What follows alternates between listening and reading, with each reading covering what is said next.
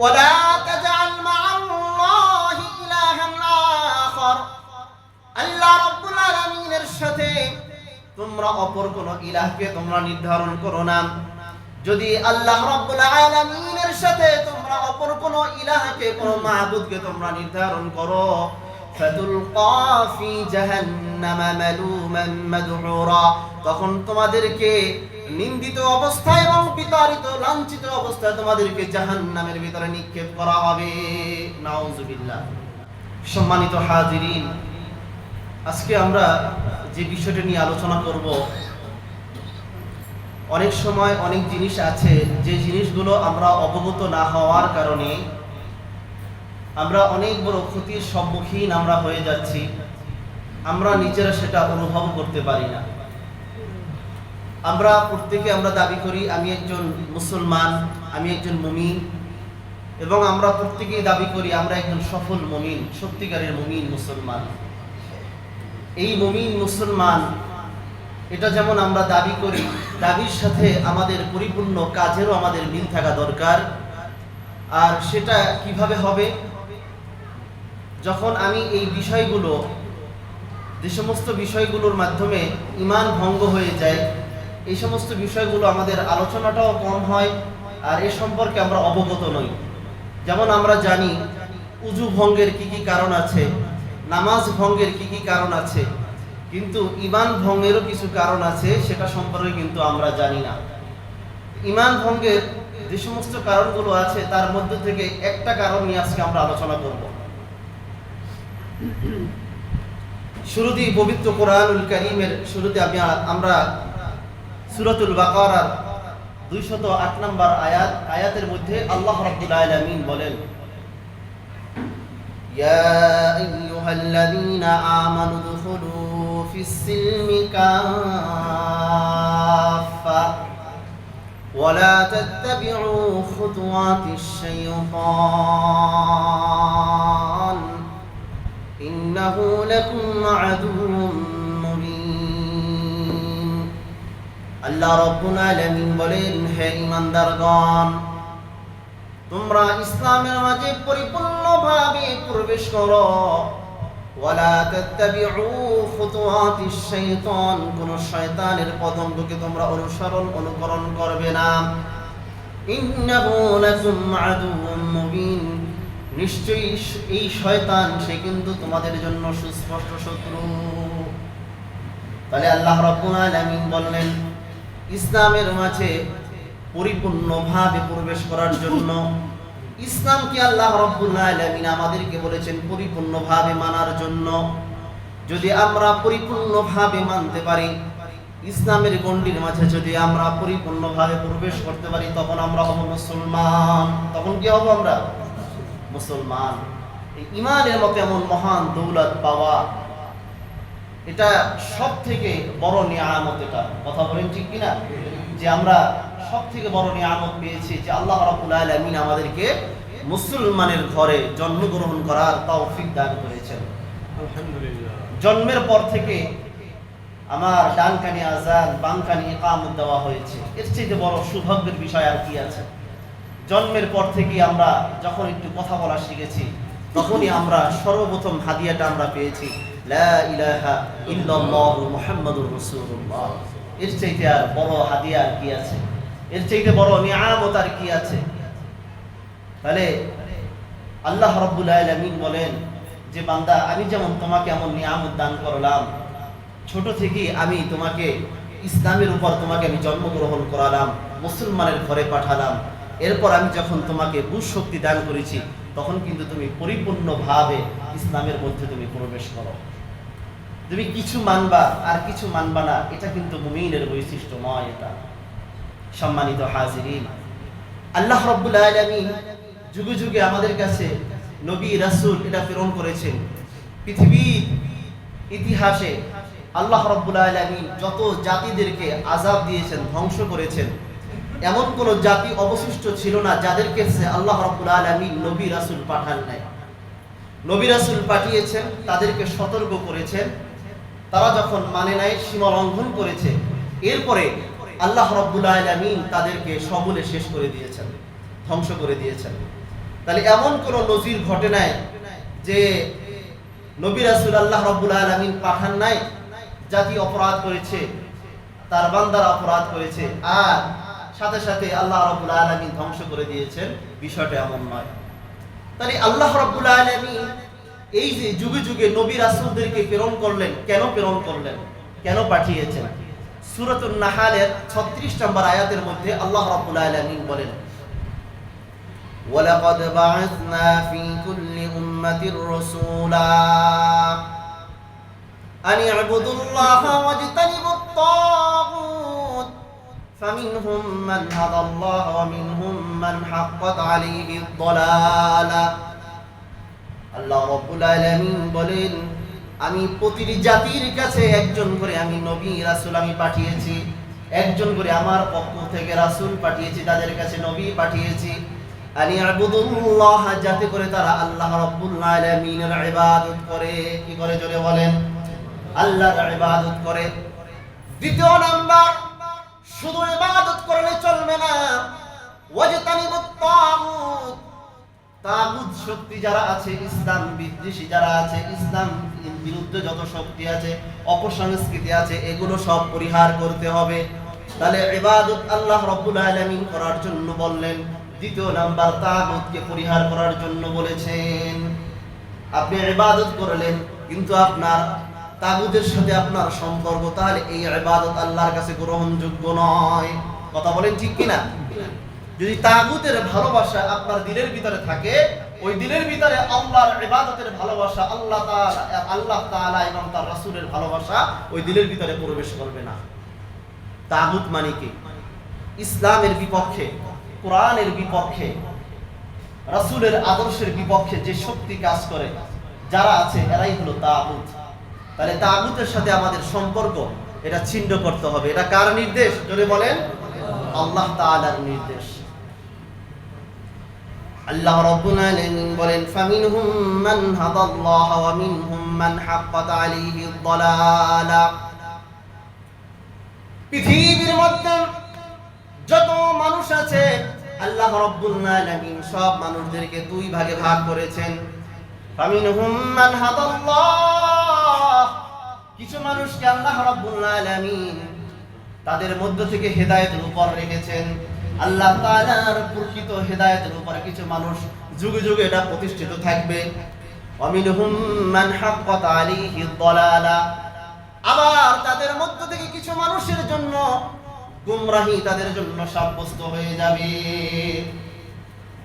আপনি দেখবেন পৃথিবীর মধ্যে যত মানুষ আছে, সব মানুষ দুই ভাগে বিভক্ত। সব মানুষকে আপনি এক ভাগে আপনি পাবেন না।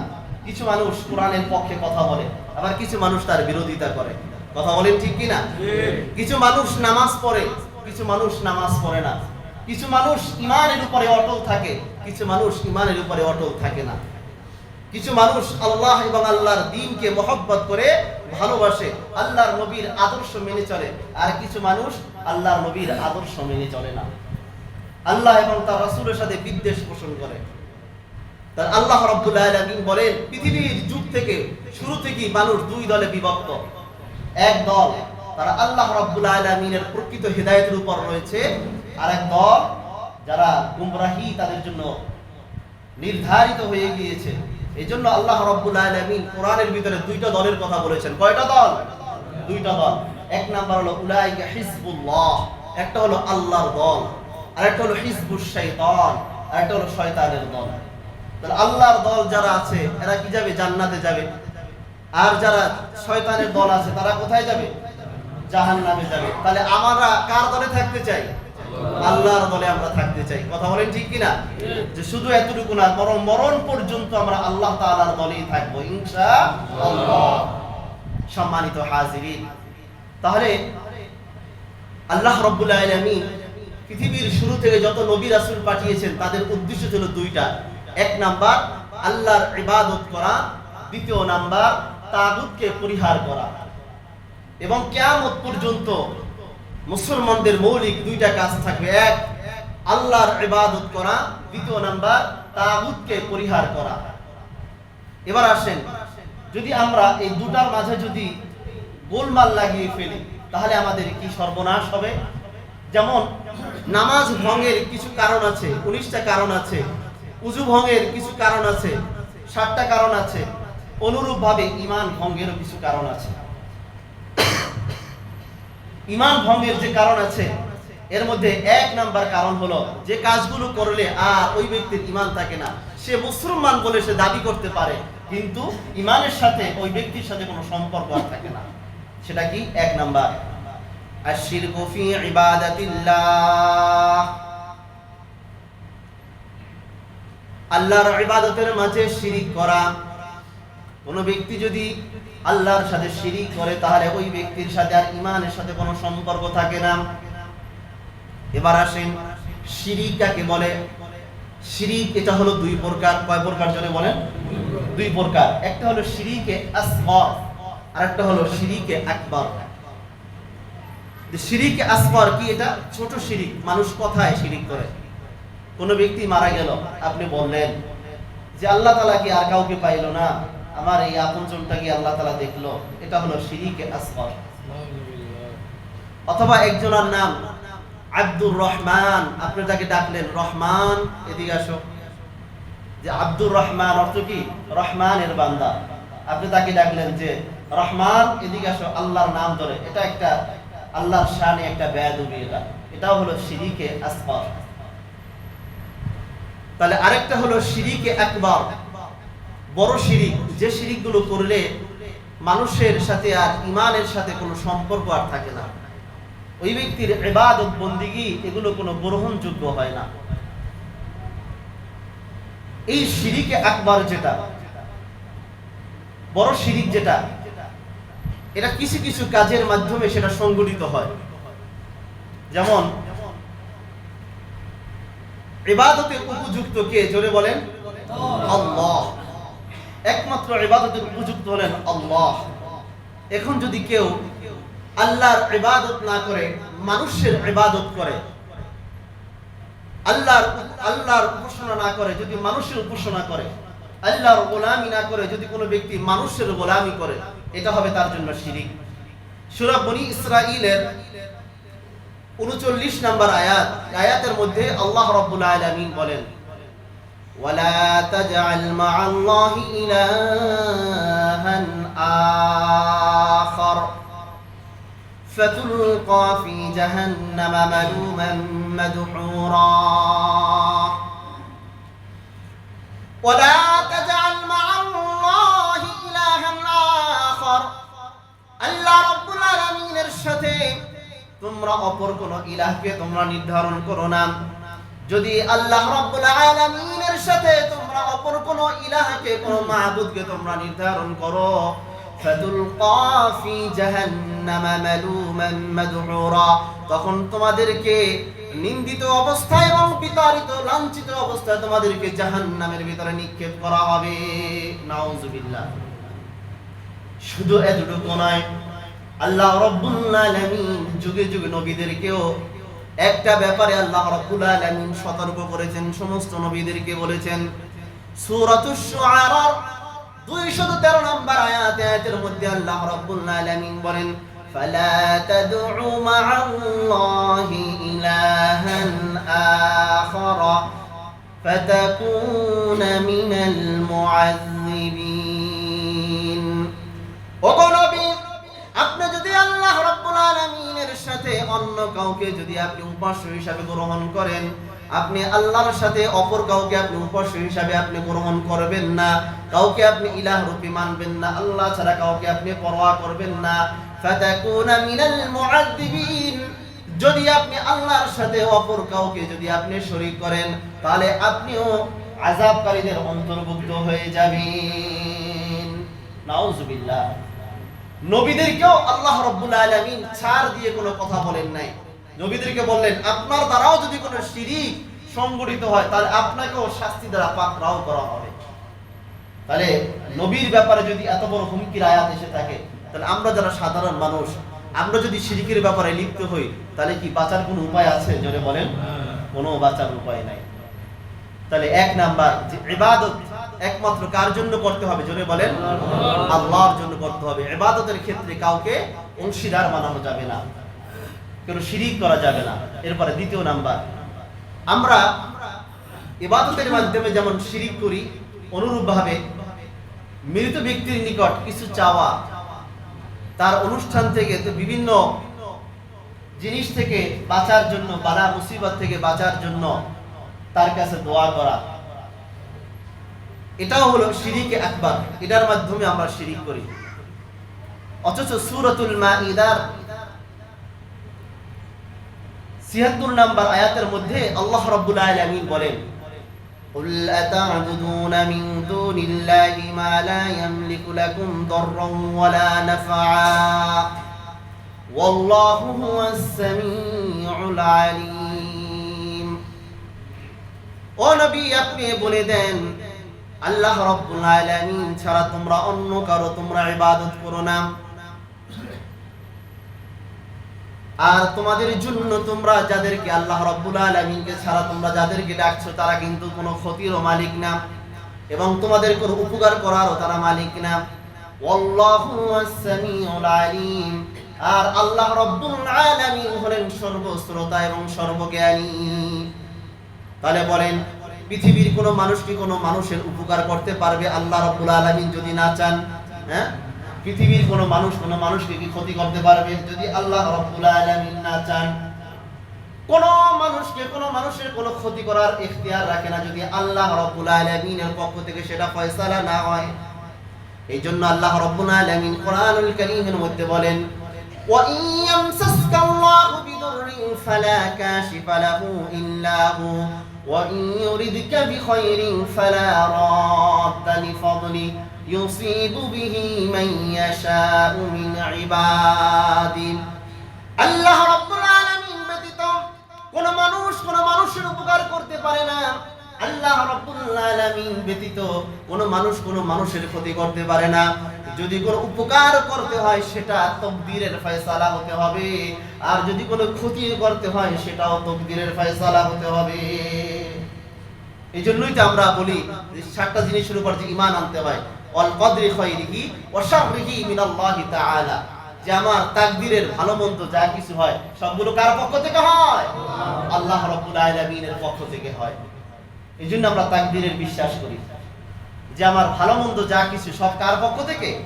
আল্লাহ রাব্বুল আলামিনের পক্ষ থেকে। এবার নবীজি সাল্লাল্লাহু আলাইহি ওয়াসাল্লাম নিজের ব্যাপারে বলেন, সূরাতুল আরাফের 188 নম্বর আয়াত। এই আয়াতের মধ্যে আল্লাহ রাব্বুল আলামিন বলেন, قُل لَّا أَمْلِكُ لِنَفْسِي نَفْعًا وَلَا ضَرًّا إِلَّا مَا شَاءَ اللَّهُ। হে নবী, আপনি বলে দেন, আপনি আপনার উম্মতদেরকে বলেন, লা আমলিকু লিনাফসি নাফআন ওয়ালা দাররান ইল্লা মা শাআ আল্লাহ, আমি নিজে কারো উপকার করার মালিক না, কারো ক্ষতি করার মালিক না, তবে মা শাআ আল্লাহ, আল্লাহ রাব্বুল আলামিন যতটুকু চাবেন ততটুকু আমি করতে পারবো। তাহলে বলে নবীর হাতে কি কোনো ক্ষমতা আছে? হ্যাঁ, কোনো ক্ষমতা নাই। যদি নবীর হাতে ক্ষমতা না থাকে তাহলে পীরের হাতে ক্ষমতা কিভাবে থাকে? আল্লাহর নবী এটা বললেন যে আমি কারো উপকার করতে পারবো না, ক্ষতিও করতে পারবো না, যতটুকু আল্লাহ রাব্বুল আলামিনের পক্ষ থেকে নির্ধারিত হবে ততটুকু আমি পারবো, এর থেকে বেশি কিছু নয়। এটা নবী নিজের ব্যাপারে বললেন।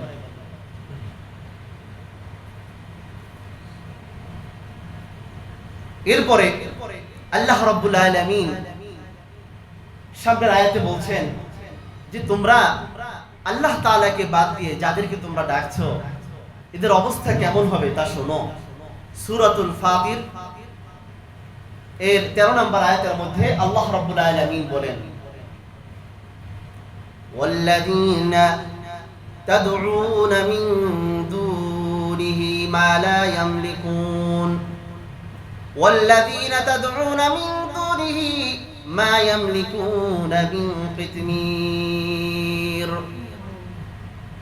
আল্লাহ রাব্বুল আলামিন বলেন, তোমরা আল্লাহ রাব্বুল আলামিনকে ছাড়া তোমরা যাদেরকে ডাকছো তাদের কেমন ক্ষমতা তা কি জানো? তুচ্ছ একটা খেজুরের বীজি যতটুকু, এতটুকু ক্ষমতাও তাদের নাই, এতটুকু ক্ষমতাও তাদের নাই। ইন তাদউহুম লা ইয়াসমাউ দুআআকুম, যদি তোমরা তাদেরকে ডাকো আল্লাহ রাব্বুল আলামিনকে বাদ দিয়ে, তারা কিন্তু তোমাদের এই ডাক শুনবে না। ওয়ালাউ সামিউ মাস্তাজাবু লাকুম, আর যদিও তারা শুনে কিন্তু তারা তোমাদের ডাকে সাড়া দিবে সেই ক্ষমতাও তারা রাখে না। ওয়া ইয়াউমাল কিয়ামাতি ইয়াকফুরুনা বিশিরকিকুম, আর কিয়ামতের ময়দানে তোমাদের এই যে আল্লাহ রাব্বুল আলামিনকে বাদ দিয়ে তোমরা এদের সাথে শিরিক করলা, আল্লাহর সাথে শিরিক করলা, এদেরকে তোমরা ডাকলা, তোমাদের এই শিরিকত্ব তারা অস্বীকার যাবে। ওয়ালা ইউনাব্বিউকা মিসলু খাবীর, সুতরাং আল্লাহ রাব্বুল আলামিনের ন্যায় কেউ তোমাদেরকে এত অবহিত করতে পারবে না। কথা বলেন ঠিক কিনা? তাহলে এই পৃথিবী যত কিছু আছে, যা কিছু আছে, সব কিছুর মালিককে জোরে বলেন আল্লাহ। এই জন্য ইবাদত যদি করতে হয়, কার ইবাদত করতে হবে? আল্লাহ রাব্বুল আলামিনের ইবাদত করতে হবে। আনুগত্য করতে হলে কার আনুগত্য করতে হবে? আল্লাহ রাব্বুল আলামিনের আনুগত্য করতে হবে। সম্পর্ক যদি করতে হয়, কার সাথে সম্পর্ক করতে হবে? আল্লাহ রাব্বুল আলামিনের সাথে সম্পর্ক করতে হবে। সম্মানিত হাজিরিন, এরপরে তিরমিজি শরীফের হাদিস 2516 নম্বর হাদিস। এই হাদিসের মধ্যে নবীজি সাল্লাল্লাহু আলাইহি ওয়াসাল্লাম বলেন, قال رسول الله صلى الله عليه وسلم, আল্লাহ রাসূল সাল্লাল্লাহু আলাইহি ওয়াসাল্লাম বলেন, ইযা সাআলতা ফাসআলিল্লাহ, সুতরাং ও আমার উম্মতরা, যদি তোমরা কোনো কিছু চাও তাহলে কার কাছে চাবে? আল্লাহর কাছে চাও। কার কাছে চাবে? জোরে বলেন আল্লাহর কাছে চাও। ওয়া ইযা ইসতাআনতা ফাসতাইন বিল্লাহ, আর যদি তুমি কার কাছে সাহায্য চাও তাহলে তুমি আল্লাহ রাব্বুল আলামিনের কাছে সাহায্য চাও। তাহলে আমাদের যদি সাহায্য চাইতে হয় আমরা কার কাছে চাবো? আল্লাহ রাব্বুল আলামিনের কাছে। কোনো কিছু যদি চাইতে হয় কার কাছে চাইতে হবে? আল্লাহর কাছে।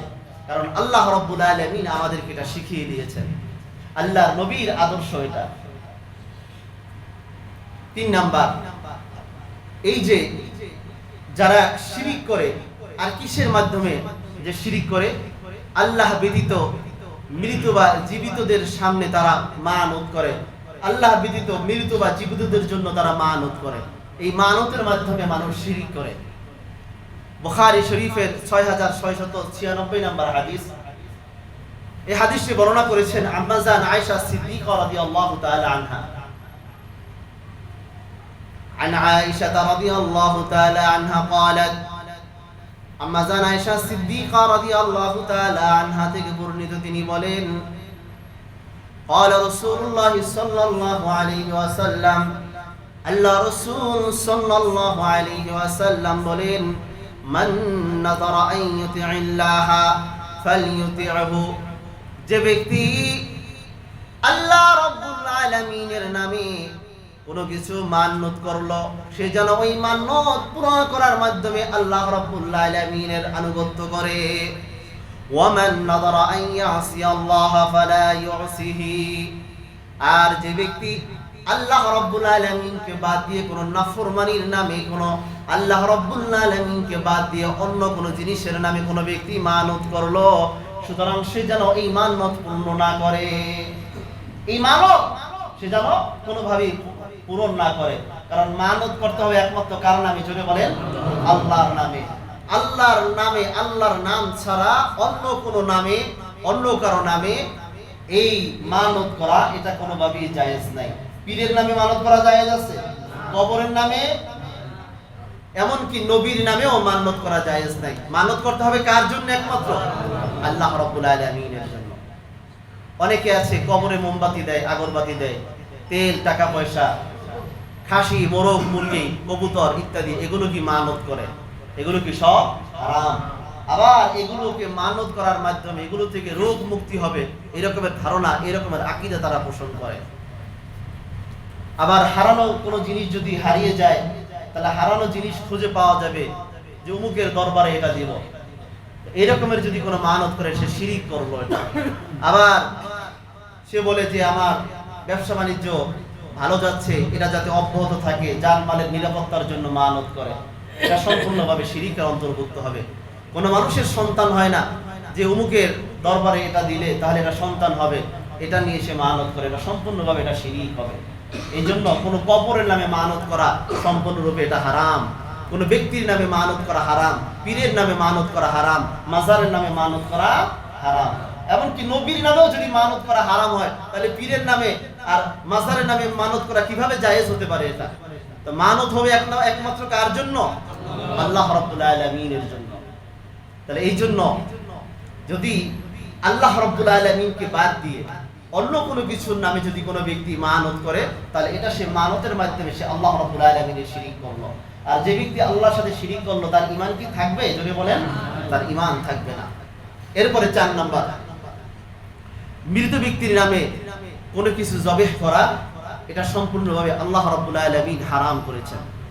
সূরাতুল মাইদার 3 নম্বর আয়াতের মধ্যে আল্লাহ রাব্বুল আলামিন বলেন, حرمت عليكم الميتة والدم ولحم الخنزير وما أهل لغير الله به।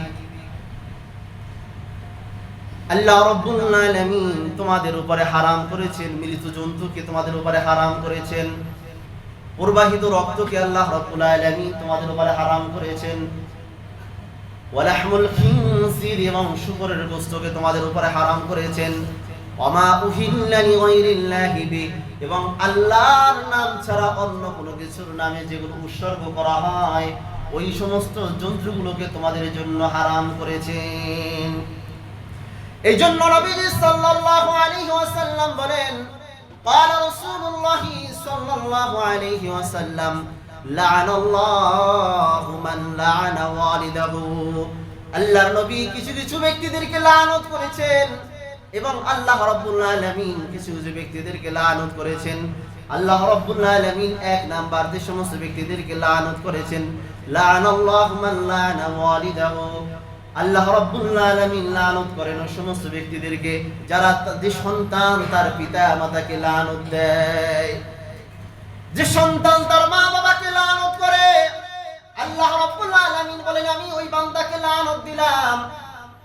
2 নাম্বার, ওয়ালানা আল্লাহু মান যাবাহা লিগাইরিল্লাহি। 2 নাম্বার, আল্লাহ রাব্বুল আলামিন এমন ব্যক্তিদেরকে লানত করেন যারা আল্লাহর নাম ছাড়া অন্য কারো নামে যারা জবেহ করে। নাউজুবিল্লাহ।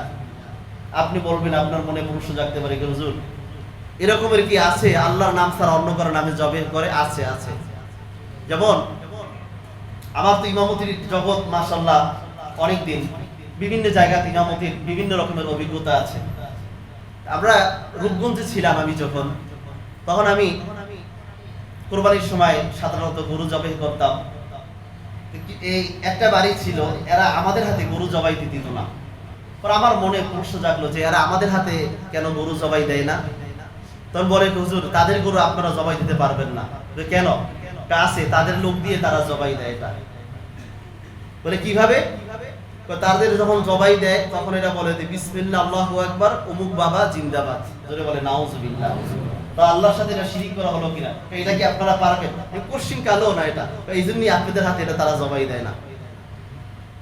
তাহলে এরকমের কি হয় যে পীরের নাম নিয়ে গরু জবাই দেয়?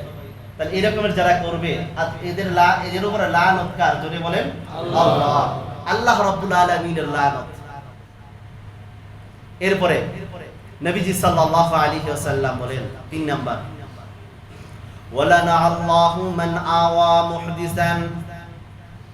3 নাম্বার, আল্লাহ রাব্বুল আলামিন লানত দেন ওই সমস্ত ব্যক্তিদেরকে যারা বিদআতীদেরকে আশ্রয় দেয়, তাদেরকে আল্লাহ রাব্বুল আলামিন লানত দেন। এই জন্য যার তার সাথে সম্পর্ক রাখা যাবে না, যার তার কাছে যাওয়া যাবে না। যারা বিদআত করে এটা আপনি কিভাবে বুঝবেন? যে কাজ নবীজি সাল্লাল্লাহু আলাইহি ওয়াসাল্লাম করেন নাই, যে কাজ সাহাবায়ে কেরাম করেন নাই, যে কাজ তাবিঈনরা করেন নাই, যে কাজ হক্কানি উলামায়ে কেরাম করেন না, এটাই হলো বিদআত। এটাই কি? বিদআত। যে কাজের অস্তিত্ব কোরআন হাদিসের ভিতরে পাওয়া যায় না, এটাই হলো বিদআত। তাহলে আপনি বলবেন না বিদআতের বিরুদ্ধে কথা বলে লাভ নাই, এগুলো বললে ফিতনা হবে। আপনি এদিক দিয়ে ফিতনার আশঙ্কা করেন, আর বিদআতের প্রতি আপনি নমনীয় হওয়ার কারণে আল্লাহ আপনার উপরে লানত দেয়। এই জন্য কোনো বেদাতির সাথে সম্পর্ক রাখা যাবে না, কোনো বেদাতিকে আশ্রয় দেওয়া যাবে না। কোনো বেদাতিকে যদি কোনো ব্যক্তি আশ্রয় দেয়, আল্লাহ রাব্বুল আলামিন তার উপরে লানত করেন। তা আমরা কি আল্লাহর লানত প্রাপ্ত হতে চাই? এই জন্য সত্যিকারের মুমিন মুসলমান হয়ে আপনি বাঁচেন। যতদিন বাঁচবেন কোরআন সুন্নাহ নিয়ে আপনি বাঁচেন, হকের সাথে আপনি বাঁচেন। চাটুকারিতার কোনো দাম নাই, চাটুকারিতা করে কোনো দাম নাই। আল্লাহ রাব্বুল আলামিন আপনার জন্য যতটুকু সম্মান রেখেছেন ততটুকু সম্মানই আল্লাহ রাব্বুল আলামিন আপনার জন্য নির্ধারিত করবেন। আর আল্লাহ রাব্বুল আলামিনের পক্ষ থেকে আপনার লাঞ্ছনা যখন আপনার উপর আসবে, দুনিয়ার মানুষ মিলেও আপনাকে কেউ রক্ষা করতে পারবে না। সম্মানিত হাজিরিন, এরপরে 5 নাম্বার, রব্বে কারীম যাদেরকে লানত করেছেন, ওয়ালানা আল্লাহু মান গায়্যারা মানারাল আরদ, আল্লাহ রাব্বুল আলামিন লানত দিয়েছেন যারা জমির সীমানা পরিবর্তন করে দেয়, অন্যের জমি যারা আত্মসাৎ করে। একজন মানুষ দুর্বলের উপর সে চড়াও হয়। একজন মানুষ দলিল আদিল্লা এগুলো ভালোভাবে বুঝে না, তার জমিটা সে আত্মসাৎ করে নেয়। আল্লাহ রাব্বুল আলামিন বলেন এর উপরে আমার লানত। সে যদি মক্কার কাবা ঘরের গিলাফ ধরে যদি সে ঝুলে থাকে, এরপর যদি দোয়া করে, আল্লাহ রাব্বুল আলামিন বলেন এ হলো আমার লানত প্রাপ্ত বান্দা। এজন্য যারা অন্যের সম্পদ যারা অন্যায়ভাবে যারা দখল করবে, এরা হলো আল্লাহ তাআলার লানত প্রাপ্ত বান্দা। কথা বলেন ঠিক কিনা? এরা সবাই কি আল্লাহ রাব্বুল আলামিনের লানত প্রাপ্ত বান্দা। এইজন্য সূরাতুন নিসার 116 নম্বর আয়াতের মধ্যে আল্লাহ রাব্বুল আলামিন বলেন, ইন্নাল্লাহা লা ইয়াগফিরু আন ইউশরাকা বিহি ওয়া ইয়াগফিরু মা দুনা যালিকা লিমান ইয়াশা ওয়া মান ইউশরিক বিল্লাহি ফাকাদ দাল্লা দালালান বাঈদা। নিশ্চয়ই আল্লাহ রাব্বুল আলামিন যত গুনাহ আছে সব গুনাহকে maaf করে দেন যদি বান্দা maaf চাওয়ার মতো maaf চায়, কিন্তু শিরকের গুনাহ আল্লাহ রাব্বুল আলামিন maaf করেন না।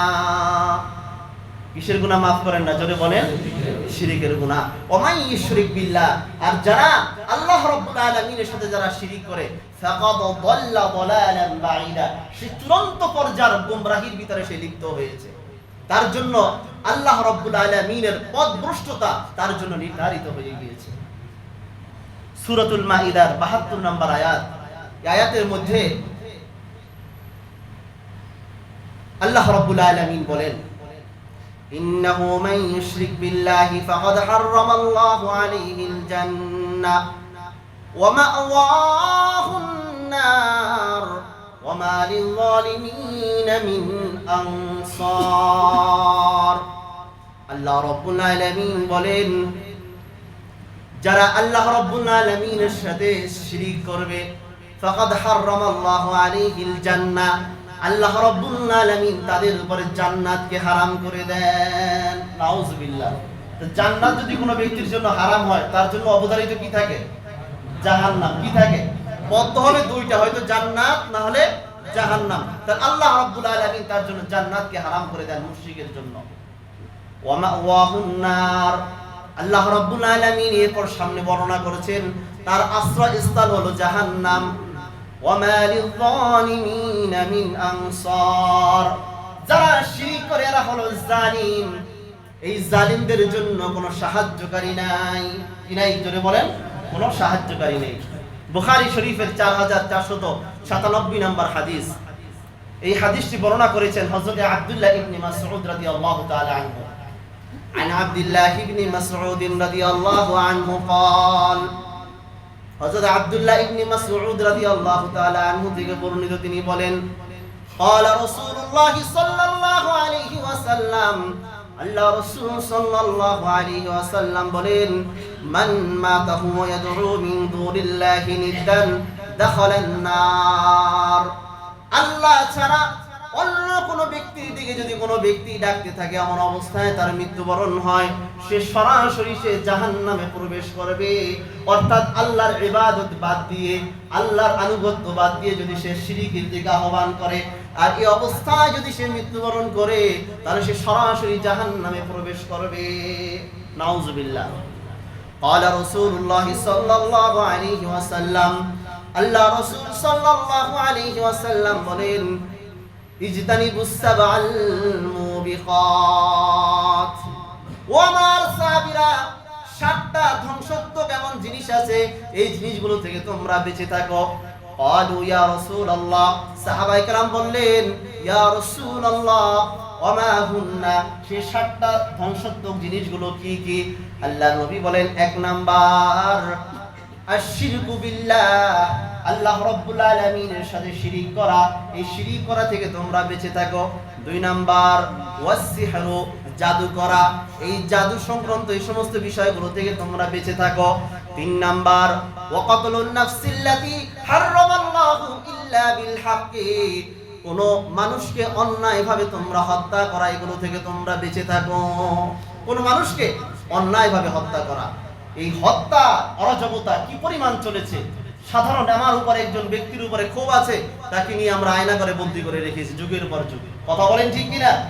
এমন হত্যাকাণ্ড এগুলো ঘটেছে কিনা? এগুলো একটা মানুষ আমার মতের বিরুদ্ধে আছে, তার নামে মিথ্যা মামলা দিয়ে তাকে বিভিন্নভাবে হয়রানির শিকার করেছে। আল্লাহ রাব্বুল আলামিন, আল্লাহর নবী এই সমস্ত বিষয় 1450 বছর আগে এগুলোর ব্যাপারে সতর্ক করেছেন। ও আমার উম্মতরা, তোমরা এই সমস্ত গুনাহগুলো থেকে তোমরা বেঁচে থাকো। এরপরে 4 নাম্বার ওয়াকলুর রিবা, 4 নাম্বার সুদ খাওয়া থেকে তোমরা বেঁচে থাকো। কি এই গুনাহ কি আমাদের মাঝে আছে? হ্যাঁ, কি আসের আওয়াজ আসতে কেন আছে? এখন আপনারা বলবেন, হুজুর আমি যে পদ্ধতিতে খাই এটা আসলে মূলত সুদ হয় না। ভাই, আপনি খান, আপনার হিসাব আপনি আল্লাহ তাআলার কাছে দিবেন। কবরে গিয়ে আল্লাহ তাআলাকে বলবেন, আল্লাহ আমি যে পদ্ধতিতে আমি খেয়েছি এই পদ্ধতিতে সুদ হয় নাই। আপনি কি আল্লাহর কাছ থেকে যদি আপনি ছাড় পেতে পারেন, আমাদের কোনো সমস্যা আছে? আমাদের শুধু বলার দায়িত্ব, আমরা বলেছি। মানা না মানার দায়িত্ব এটা, মানবেন, মানলে ভালো, না মানলে এটাও আপনার, এটা আপনার দায়িত্ব। এটা আমাদের বলার কাজ, আমরা এটা বলছি। আপনি যে পদ্ধতি খাচ্ছেন খান, আপনি কোনো সমস্যা নাই, হিসাব আল্লাহ তাআলার কাছে এটা দিবেন। আপনি যদি সুদ খান এটা আমার কোনো লস নাই, আর যদি আপনি হালাল খান এতে আমার কোনো লাভ নাই। এটা আপনার হিসাব, আপনার আমলনামা, আপনি এটা বহন করবেন। এরপরে 5 নাম্বার ওয়াকলু মালাল ইয়াতীম, এতিমের মাল আত্মসাৎ করা। কি বলেন, এই গুনাহ আছে কিনা? এতিমের মাল আত্মসাৎ করা, এগুলো থেকে আমার উম্মতরা তোমরা বেঁচে থাকো। ওয়াতাওয়াল্লি ইয়াউমাজ যাহফি, 6 নাম্বার যুদ্ধের ময়দান থেকে পলায়ন করা। যখন কোরআন সুন্নাহ বাস্তবায়নের জন্য যুদ্ধ করা হয়, আল্লাহর আইন আল্লাহর জমিনে বাস্তবায়নের জন্য যখন যুদ্ধ হয়, ওই যুদ্ধের ময়দান থেকে আমার উম্মতরা তোমরা পলায়ন করো না। নবীজি সাল্লাল্লাহু আলাইহি ওয়াসাল্লামের নির্দেশ।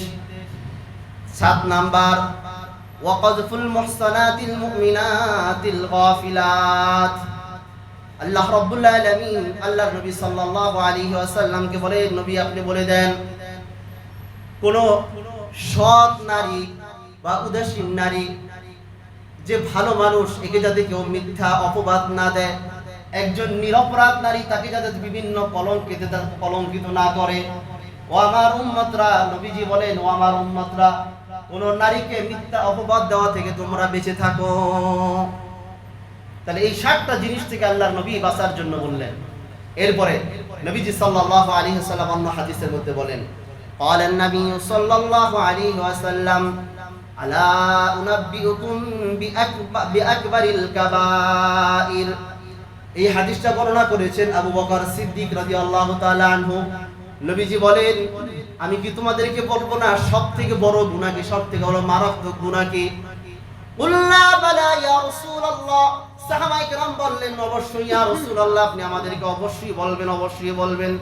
قال, তিনি বললেন, আল ইশরাকু বিল্লাহ ওয়া উকুকুল ওয়ালিদাইন, সবথেকে বড় মারাত্মক গুনাহ হলো আল্লাহ রাব্বুল আলামিনের সাথে শিরিক করা। 2 নাম্বার ওয়া উকুকুল ওয়ালিদাইন, পিতামাতার নাফরমানি করা, পিতামাতার অবাধ্য হওয়া। এগুলো হলো পৃথিবীর মধ্যে সবথেকে বড় মারাত্মক গুনাহ। قال রাসূলুল্লাহ সাল্লাল্লাহু আলাইহি ওয়াসাল্লাম, আল্লাহ রাসূল সাল্লাল্লাহু আলাইহি ওয়াসাল্লাম বলেন, মান লাকিয়াল্লাহ লা ইউশরিক বিহি শাইআন, যে আল্লাহ রাব্বুল আলামিনের সাথে যারা সাক্ষাৎ করতে চায়, আল্লাহ রাব্বুল আলামিনের সাথে যারা সামনে যারা দণ্ডায়মান হতে চায়, লা ইউশরিক বিহি শাইআন, সে যেন আল্লাহর সাথে কোনো শিরিক না করে, দাখালাল জান্নাহ, সরাসরি সে জান্নাতের ভিতরে প্রবেশ করবে। সুবহানাল্লাহ। ওয়ামান লাকিয়াহু ইশরিক বিহি দাখালান নার, আর যে ব্যক্তি শিরিক করে আল্লাহ রাব্বুল আলামিনের সামনে দাঁড়াবে, সে সরাসরি জাহান্নামে প্রবেশ করবে। নাউযুবিল্লাহ। এরপরে সূরাতুজ জুমারের 65 নম্বর আয়াতের মধ্যে আল্লাহ রাব্বুল আলামিন বলেন, লা ইন আশরাকতা লা ইয়াহবাতান্না আমালুকা ওয়া লা তাকুনান্না মিনাল খাসিরিন। যদি আপনি কোন শিরিক করেন, ওগো নবী, নবীজি সাল্লাল্লাহু আলাইহি ওয়াসাল্লামকে বললেন আল্লাহ রাব্বুল আলামিন যে ও নবী, আপনি যদি কোনো শিরিক করেন, আপনার আমলনামা যা আছে সব বরবাদ হয়ে যাবে। নাউযুবিল্লাহ।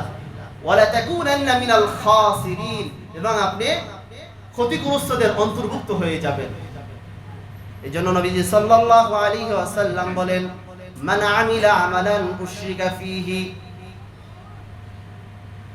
যে ব্যক্তি এমন কোন আমল করলো যার সাথে শিরিক লিপ্ত আছে, মাই গায়রি তারাকতুহু, ওই ব্যক্তি আমার সাথে, ওই ব্যক্তির অবস্থান হবে না, ওই ব্যক্তি আমার সাথে থাকতে পারবে না, হাশরের ময়দানে সে আমার সাথে উঠবে না, আমি তাকে তরক করলাম।